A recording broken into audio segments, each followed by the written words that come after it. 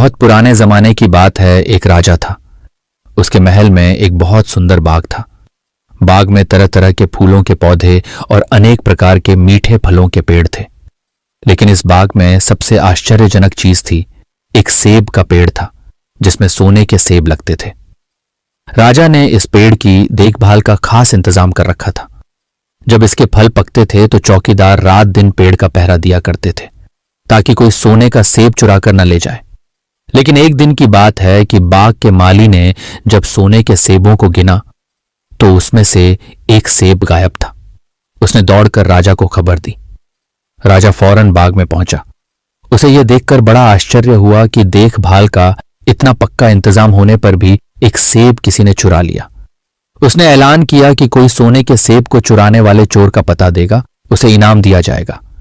सबसे बड़े राजकुमार ने राजा से कहा कि रात में वह पहरा देगा और चोर को पकड़ने की कोशिश करेगा। राजा ने उसको इसकी इजाजत दे दी। बड़ा राजकुमार रात में पहरा देने लगा, लेकिन 2 घंटे बाद ही उसे नींद आ गई और वह सो गया। सुबह उठकर जब उसने सेबों को गिना तो वह देखकर चकित रह गया कि रात भर में एक और सेब गायब हो गया था। इसके बाद दूसरी रात को मंझले राजकुमार ने पहरा देने का काम संभाला। उसे भी नींद आ गई और तीसरा सेब चोरी हो गया। राजा बहुत चिंतित था।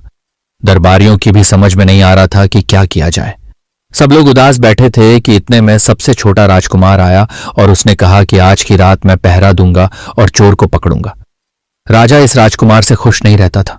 वह उसे मूर्ख भी मानता था। उसने उसे डांटते हुए कहा, तुम क्या समझते हो? क्या तुम्हें इसमें सफलता मिलेगी? तुमसे बड़े और तुमसे ज्यादा समझदार दोनों राजकुमार इस काम में असफल हो चुके हैं। तुम जाओ, अपना काम करो। लेकिन छोटा राजकुमार नहीं माना। उसने राजा से प्रार्थना की कि उसे एक मौका जरूर दिया जाए। अंत में राजा राजी की हो गया। राजकुमार रात में पहरा देने लगा। उसने तय किया कि वह किसी भी हालत में नहीं सोएगा और चोर को जरूर पकड़ेगा। जब आधी रात हुई और 12 बजे का आखिरी घंटा बजा तो राजकुमार ने देखा कि एक सुंदर सोने की चिड़िया कहीं से उड़ती हुई आई और सेब के पेड़ पर बैठ गई। उसने देखते देखते सोने का एक सेब तोड़कर अपनी चोंच में पकड़ लिया। राजकुमार ने फौरन निशाना साधकर तीर चला दिया, लेकिन तीर चिड़िया को नहीं लगा और वह पंख फड़फड़ाकर उड़ गई। हाँ, इतना अवश्य हुआ कि उसका एक सुनहरा पंख टूटकर जमीन पर आ गिरा। दूसरे दिन सुबह राजकुमार ने राजा को सारी बात बता दी और वह सोने का पंख उनके सामने रख दिया।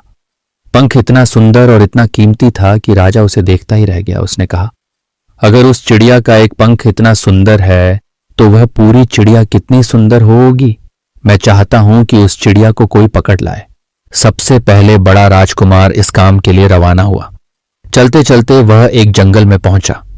वहां उसने एक लोमड़ी को एक पेड़ के नीचे आराम करते हुए देखा।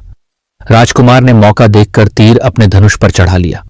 वह तीर छोड़ने ही जा रहा था कि लोमड़ी ने चिल्लाकर कहा, राजकुमार, मुझे मत मारो। पता है कि तुम सोने की चिड़िया की खोज में निकले हो। तुम मेरी राय मानो तो तुम्हारा काम जल्दी ही पूरा हो जाएगा। तुम इसी रास्ते से सीधे चले जाओ। शाम होने पर तुम एक गांव में पहुंचोगे। वहां तुम्हें आमने सामने 2 धर्मशाला मिलेंगी। एक धर्मशाला खूब सजी सजाई और सुंदर सी होगी, लेकिन तुम उसमें मत ठहरना। तुम उसके सामने वाली दूसरी धर्मशाला में ठहरना, जो बहुत मामूली और देखने में भी भद्दी सी होगी। ऐसा करने पर तुम्हारा काम आसानी से पूरा हो जाएगा। लोमड़ी का बात सुनकर राजकुमार को हंसी आ गई। उसने डांट कर कहा, भाग जाए यहां से, मुझे तुम्हारी सलाह की जरूरत नहीं है। यह कहकर उसने तीर छोड़ दिया, लेकिन लोमड़ी बहुत चालाक थी। वह बचकर निकल भागी। राजकुमार आगे चलता गया। शाम को जब वह एक गांव में पहुंचा तो उसने देखा कि वहां सड़क के किनारे सचमुच 2 धर्मशाला थीं। उनमें से एक धर्मशाला खूब सजी सजाई थी और उसके अंदर से लोगों के नाचने गाने की आवाजें आ रही थीं। दूसरी धर्मशाला भद्दी सी थी और वहां अंधेरा घिरा हुआ था। राजकुमार सजी सजाई धर्मशाला में ठहर गया। थोड़ी देर में वह भूल गया कि वह असल में सोने की चिड़िया की खोज में निकला था। उधर जब काफी समय बीत गया और बड़ा राजकुमार नहीं लौटा तो मंझला राजकुमार सोने की चिड़िया की खोज में चल पड़ा। वह भी उसी तरह चलते चलते जंगल में पहुंचा तो वही लोमड़ी उसे भी मिली।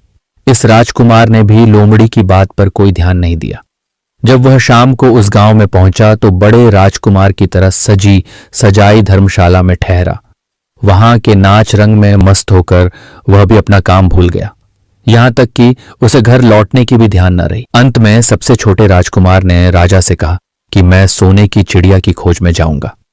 राजा को विश्वास था कि जब उससे बड़े दोनों राजकुमार इस काम में सफल नहीं हुए तो इसे और भी सफलता नहीं मिलेगी। लेकिन उसके जिद करने पर राजा ने उसे इजाजत दे दी। छोटा राजकुमार तैयार होकर सोने की चिड़िया की खोज में निकला। जंगल में उसे भी लोमड़ी मिली।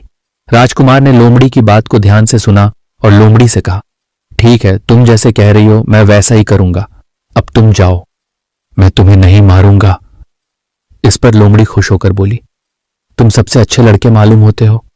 तुमने मेरी बात बात का मजाक नहीं उड़ाया और मुझ पर तीर नहीं चलाया। मैं तुमसे खुश हूं और तुम्हारी मदद करूंगी।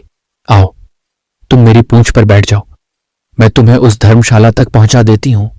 देखते देखते लोमड़ी की पूंछ काफी बड़ी हो गई और राजकुमार उस पर बैठ गया। उसके बैठते ही लोमड़ी हवा में उड़ने लगी और थोड़ी ही देर में मैदानों और पहाड़ों को पार करके उसी गांव में जा पहुंची। राजकुमार ने उसकी सलाह को मानकर छोटी और पुरानी धर्मशाला में ही डेरा डाल दिया।